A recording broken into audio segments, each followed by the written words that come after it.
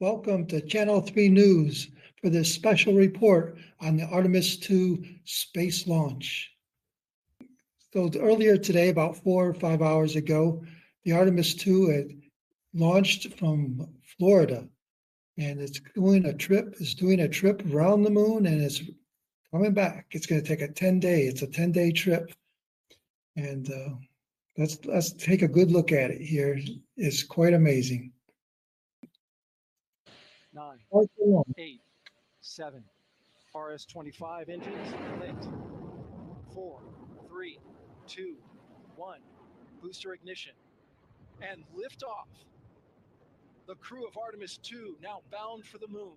Humanity's next great voyage begins. Bound for the moon. Good roll pitch. Amazing. Roger, roll pitch. Houston, now You're going to catch me on the tip of that rocket. That's some brave people up there. That is some amazing stuff. Integrity, AMT high. This is the largest rocket we have ever produced, and it's going to propel them into space and eventually around the moon. Space launch system core stage. Integrity, 3 miles in altitude. Imagine the amount of force behind you, and you're just, it's just amazing. Phew. So they'll be traveling, I think they'll be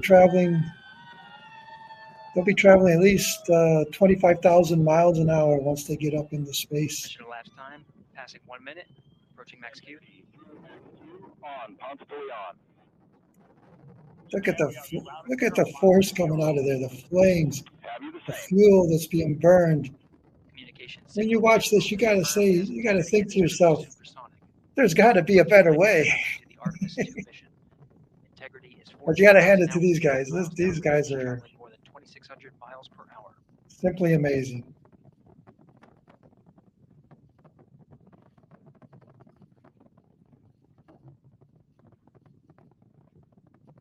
Again, it's going to be a 10-day journey. I mean, before you go on, leading up to this trip, you got to be thinking like, what in the world am I doing? But this is amazing stuff. It really is. But I think there has to be a better way. I mean, I know we have it. I know we have the technology. I know we have anti-gravity. I know we have Confirmed separation. teleportation. We have teleportation, anti-gravity, probably free energy, 0-point energy, something like that.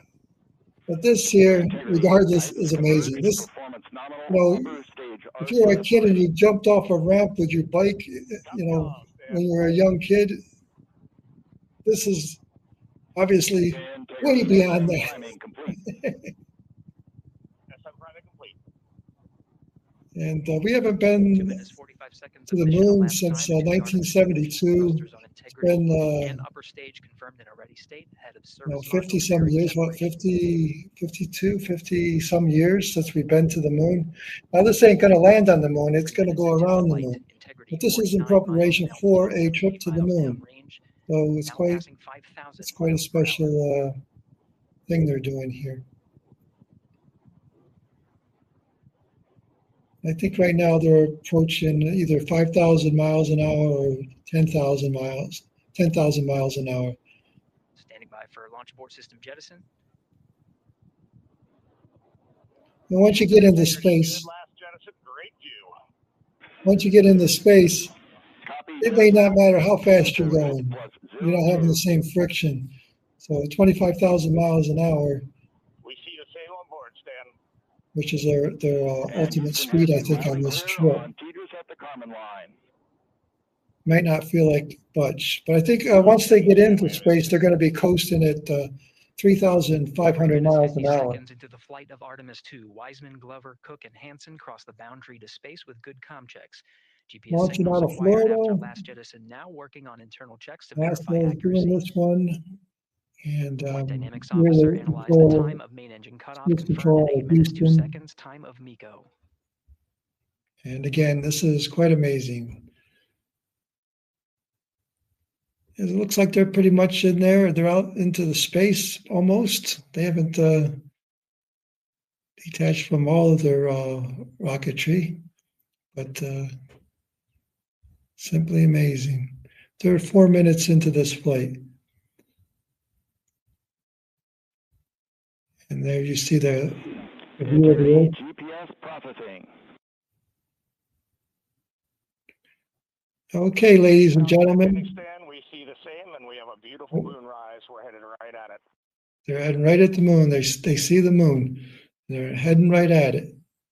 So until next time, folks, Into the flight, Commander Reed Wiseman this is Channel confirms he 3 can signing advance off. visuals of his Until destination. next GPS time. guidance, navigation, and control software finishes internal checks and sends to navigation channels.